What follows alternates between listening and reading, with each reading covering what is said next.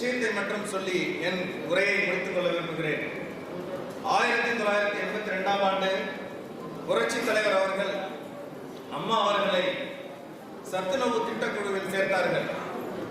அந்த சத்துணவு திட்டக்குழுவில் சத்துணவு போட்டால் என்ன மாதிரி நிதி செலவினங்கள் ஆகும், சத்துணவினால் எத்தனை குழந்தைகள் தமிழ்நாட்டில் பயன்பெறும், சத்துணவினால் எத்தனை குழந்தைகளை நாம் திரும்ப பள்ளிக்கூடத்துக்கு அழைக்க முடியும், வசதி வாய்ப்பு உள்ளவர்கள் தங்கள் குழந்தைகளை கிண்டர் கார்டனில் சேர்க்கிறார்கள், வசதி வாய்ப்பு இல்லாதவர்களுக்கு பாலர் பள்ளி இல்லை என்ற ஒரு நிலை இருந்த பொழுது கல்வியை மேம்படுத்தும் விதமாக அம்மா அவர்கள் திட்டக்குழுவில் சத்துணவு திட்டக்குழுவில் சேர்க்கப்பட்டார்கள். அது மாத்திரமல்ல, அம்மா அவருடைய பணத்தை கிட்டத்தட்ட 1 லட்சம் கட்சிக்காக சத்துணவு திட்டக்குழு நிதிக்காக கொடுத்தார்கள். அதற்கு அப்புறம் சத்துணவு திட்டம் உருவானது. புரட்சி தலைவர் பொன்மன செம்மல் அவர்கள் சத்துணவு திட்டத்தை கொண்டு வந்தார். அது உலகிலேயே, இந்தியாவில் மட்டுமல்ல, தமிழகத்தில் மட்டுமல்ல, உலகிலே மிகப்பெரிய திட்டமாக அது உருவெடுத்தது.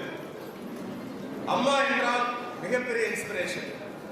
அம்மா அவர்கள் மிக மிக அதிகமான தொண்டுகளையும் மிக அதிகமான திட்டங்களையும், புரட்சி தலைவர் அவர்கள் அமெரிக்காவில் சிகிச்சை பெற்றுக் கொண்டிருக்கும் பொழுது புரட்சி தலைவி அவர்கள் இங்கே அவர்களுடைய வாதத்திறமையினாலும் மக்களிடம் உள்ள அழகான அந்த ஒரு தொடர்பினாலும் கட்சியை அதிகமான வாக்குகளில் அதிகமான இடங்களில் ஜெயிக்க வைத்து ஆட்சி அமைக்க காரணமாக இருந்தார்கள். அதுபோல அம்மாவை பற்றி நான் இந்த ஒரு விஷயத்தோடு இன்னொன்றையும் சொல்லிக்கொள்ள விரும்புகிறேன்.